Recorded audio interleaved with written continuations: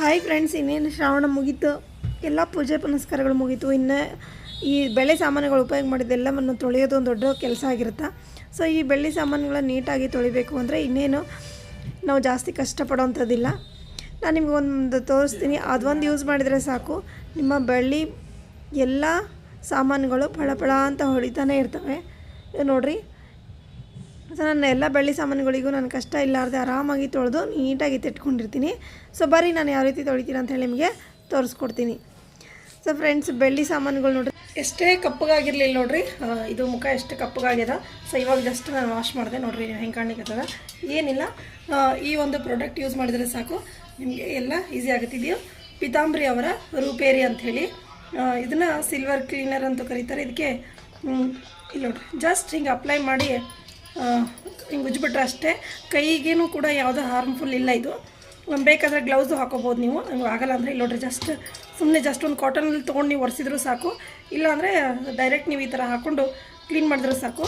Same ನೀವು ಮತ್ತೆ ಮಾರ್ಕೆಟಿಗೆ ಹೋಗಿ ಹೊಸ ತಂದಂಗಿರುತ್ತೆ ನೋಡಿರಿ, ಎಷ್ಟು ಡಿಫ್ರೆನ್ಸ್ ನಿಮ್ಗೆ ಗೊತ್ತಾಗ್ಲಿಕ್ಕತ್ತದ ಅಂಥೇಳಿ.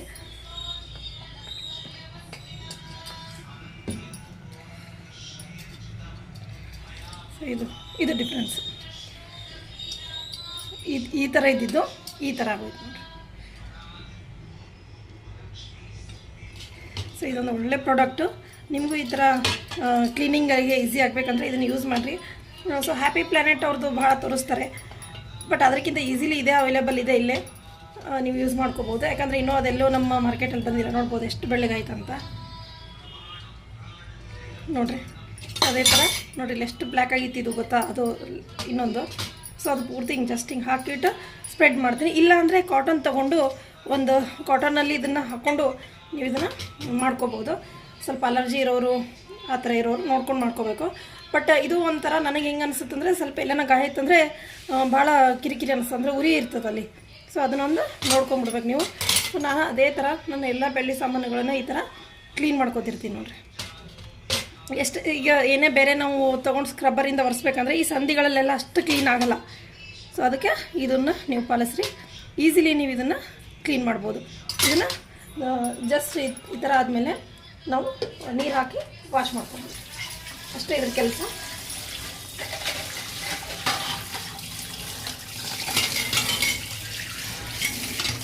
ವಾಶ್ ಮಾಡಿ ಬಟ್ಟೆ ತೊಗೊಂಡು ಒರೆಸಿದ್ರೆ ಮುಗೀತು. ನೀಟಾಗಿ ಬಟ್ಟೆ ತೊಗೊಂಡು ಒರೆಸಿ ನಾವು ತೆಗೆದಿಟ್ಕೊಂಡ್ರೆ ಮತ್ತೆ ವರ್ಷಗಳ ಕಾಲ ಇದನ್ನು ಈಸಿಯಾಗಿ ಯೂಸ್ ಮಾಡ್ಬೋದು.